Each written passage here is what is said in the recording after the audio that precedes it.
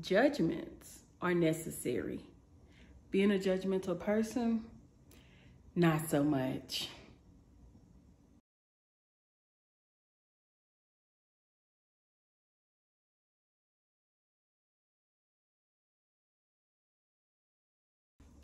Hey everybody, my name is Catherine, and here on my channel, I just share the struggle and the triumphs of a regular person striving to achieve more in hopes that you too will be encouraged to not be afraid to be seen trying. And today, I want to talk about being judgmental, how dangerous it is, how ugly it is, how it hinders the growth of relationships and your own personal growth as well. So let's get into it. Making judgments is a good thing. We all need to assess our situations, our surroundings to be able to make quick decisions. But if we're not careful, being judgmental can end up being a cancer growing in our lives. These are some things that I know. I know that everyone is out here looking for their tribe, right? And once you find your group, then we have a tendency to other everybody who is outside of that group, everybody who don't acclimate or assimilate to the idea of what good is, right? And so if we choose our group, then that's definitely good because we chose it. And then if we are not careful, we'll just other everybody else. Let's talk about me. In the early 90s, early to mid 90s, I became Muslim. And I became Muslim because I was on a journey to find what is right, what is true. And Islam checked the boxes for me. But also what happened in me becoming Muslim is I began to, in my familial relationships, people who weren't on there, I'm ready to stand and die on the line on what I think is right. And I created so much strife in the relationship with me and my maternal grandmother. You know, she is deeply Christian, Baptist even. And so I felt like I was just looking for an opportunity to pounce. And I strained that relationship instead of focusing on the places where we can connect. And mind you, I'm 20 years old and dumb as rocks. I don't know up or down. I don't even know truly everything I need to know about the religion. I'm learning. But I'm like, yeah, you know, you're going to respect this and this and that. Nah, I said the kids can't have no Easter basket. Just creating strife. And then you know what happened? My grandmother died. And so all that time I wasted. And I spent a number of years not coming to her house or coming to her house and not letting her know that I was there. All because, you know, I was very judgmental of her and how she does things as a Christian and how I do things as a Muslim, and wasted a lot of time. That's really harmful and hurtful. Also, leading with me, I say out of my mouth that I want my children to be able to come to me. If something is going wrong, come and let me know, let me help you, right? Well, recently, I just found out that I have a child that has been going through a trial, a situation, and they didn't come to me. Why? Because they felt that I would judge them harshly instead of help them.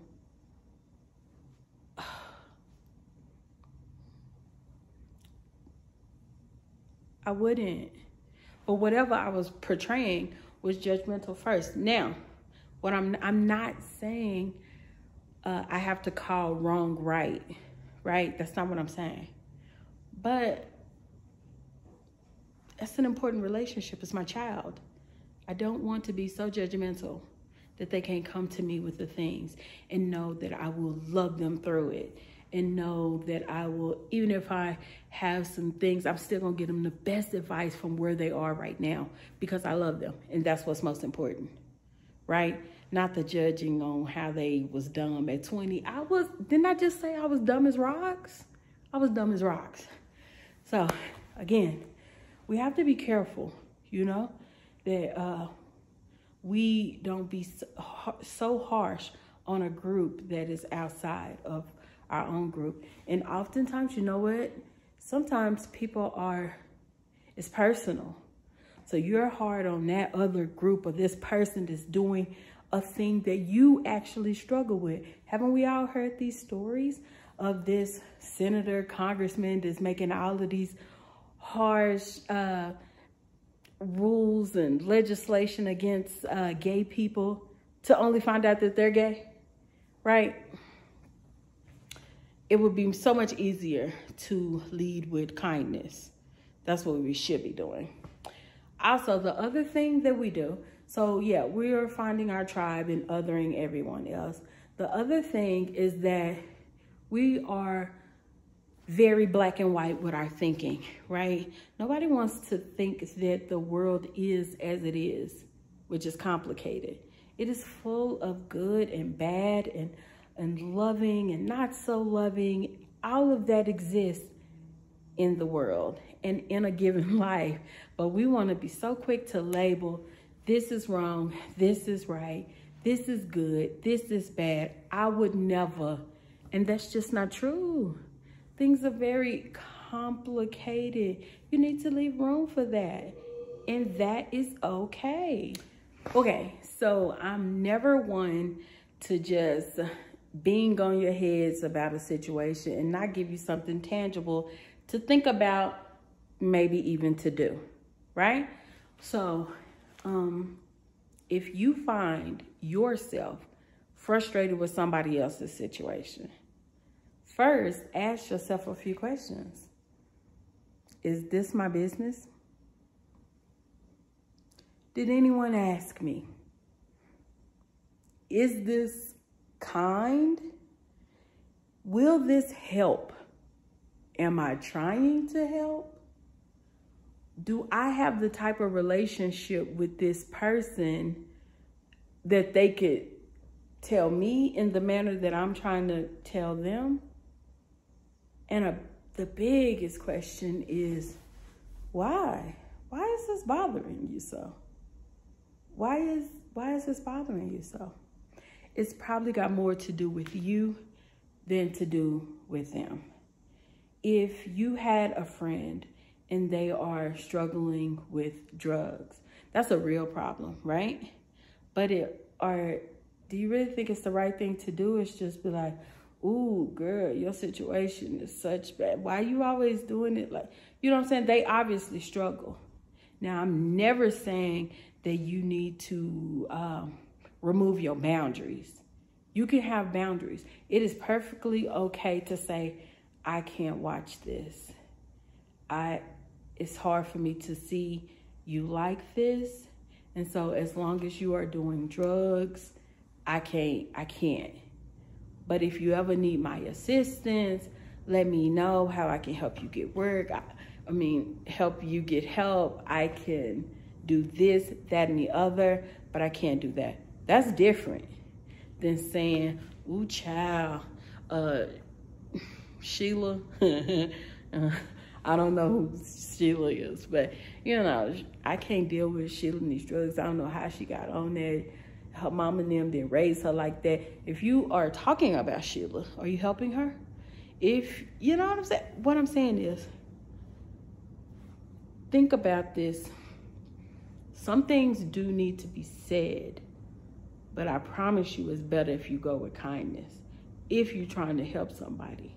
And if you feel like you've perfected life and you got it down, then be the light. Be the light. Do that. Don't judge. And people are drawn to the light, right? If you the light, just be the light, and that's enough. And when somebody asks you, your light is beautiful, how do I get that? Then you tell them how to get it. But don't beat them down and then expect that that's lifting somebody up.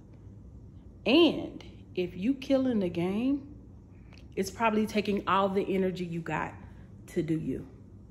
I know it takes all of mine to do me.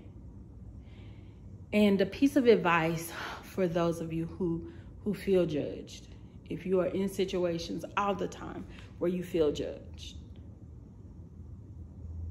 don't let anyone tell you who you are. You get to decide who you are, right? And maybe you need to put up some boundaries, but don't spew hate to hate. Choose kindness. It's always better because it holds the light, you know? And I ain't going woo-woo on y'all. That is the truth. Choose kindness. You risk damaging the relationships that are important to you. You also risk damaging yourself. Me as a young Muslim was very judgmental on so many things, even in the Muslim community. You know, I seen sisters dressed a certain way, and I was like, ooh, that's not what Allah said. I seen brothers and how they were handling their children, and I promise you, everything that I judged somebody else on, that ended up being my test. Don't do it. If anything, be thankful that it ain't your test. Whatever people are trialed with that you feel like you see, be thankful that's not your test. And be the light. And again, y'all, I do not claim to be an expert, but I am out here trying to do better, be better. And I encourage you to do the same.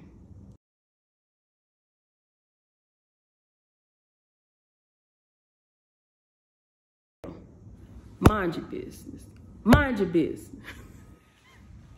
Somebody needed that whooping. Somebody needed that whooping.